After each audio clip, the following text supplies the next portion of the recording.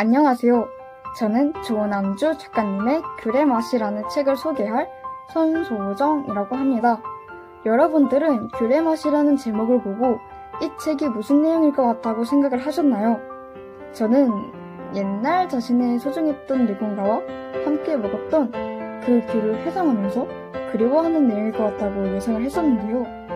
하지만 이 귤의 맛이라는 제목의 의미는 귤이라는 열매가 덩치를 키우고 맛을 채우는 과정이 담긴, 즉 우리가 성장을 하면서 겪는 타인뿐만 아니라 자신도 의심하게 되는 10대들의 사춘기 내용을 가지고 있었습니다. 이 책의 등장인물로는 아픈 동생 때문에 부모님에게 관심을 받지 못해 늘 외로웠던 다윤, 자신과 가장 친한 친구가 무너져가는 모습을 보고 또 허무하게 관계를 끝내버린 소란, 아빠의 사업이 사기를 당해 형편이 안 좋아진 혜인, 자신과 항상 친했던 친구에게 이유를 모를 망다를 당했던 은지가 등장인물입니다.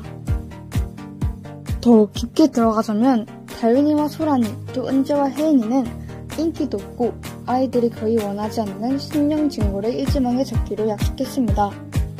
다윤이는 병행외고를 지원할 예정이었으나 동생이 위급하다는 문자를 받고 면접에 가지 않았습니다.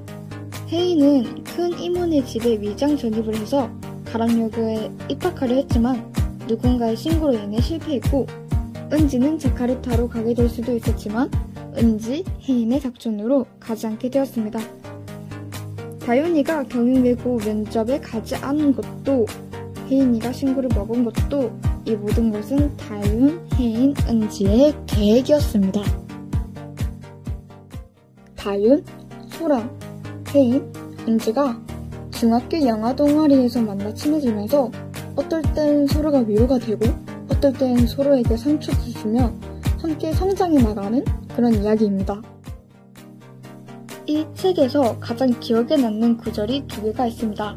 하나는 초록색일 때 수확해서 혼자 익은 귤, 그리고 나무와 햇볕에서 끝까지 영양분을 받은 귤, 이미 가지를 잘린 후 제한된 양분만 가지고 덩치를 키우고 맛을 채우며 자라는 열매가 있다. 나는, 그리고 너희는 어느 쪽에 가까울까? 입니다. 귤 열매를 나에게 비교한 것, 나머지는 주변 환경에게 비교한 것이 정말 재밌었고 그 질문이 계속 머릿속에 맴돌았기 때문입니다. 두 번째로, 각자의 계산과 계획이 있었다. 제주도의 밤, 그 약속도 중요했지만 가장 중요하지는 않았던 것 같다. 모두 스스로에게 최선의 선택을 했을 뿐이다. 그러나 정작 소라는 자신의 계산과 계획을 알 수 없었다. 아직 아무것도 알 수가 없다. 낙오되는 것 같고 불안할 때도 있었다. 그래도 된다고 생각한다. 천천히 답을 찾아가면 된다고. 아직은 그럴 나이라고. 이 구절에서 굉장히 위로가 됐습니다. 나도 소란처럼 목적도 없고 계획도 없이 방황을 지금도 하고 있기 때문입니다. 나만 그런 게 아니었구나 라며 안심도 됐습니다. 이 책의 특징으로는 4명의 시점들을 다 잘 보여줘서 작품의 이해도가 높아졌다는 것과, 저처럼 소란이란 인물과 나를 대입하면서 몰입한 것처럼 등장인물에 자기 자신을 대입해서 봐도 공감도 되고 큰 몰입도도 있다는 것입니다. 초록색일 때 수확해서 혼자 익은 귤이든 나무와 햇볕에서 끝까지 영양분을 받은 귤이든 가지를 잘린 후 제한된 양분만 가지고 덩치를 키우고 맛을 채우며 자라는 열매든 우리는 아직 완전한 귤이 아닙니다. 덩치를 키우고 맛을 채우는 과정입니다. 답이 보이지 않는 것 같고 막 막막해도 우린 천천히 답을 찾아 나가면 됩니다.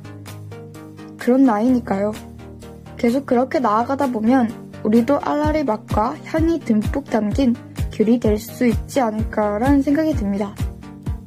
나와 같은 사춘기를 겪고 있거나 아니면 성장하고 계신 분들에게 이 책은 굉장히 따뜻하고 큰 힘이 되고 위로가 되는 그런 책인 것 같기에 이 책을 추천합니다.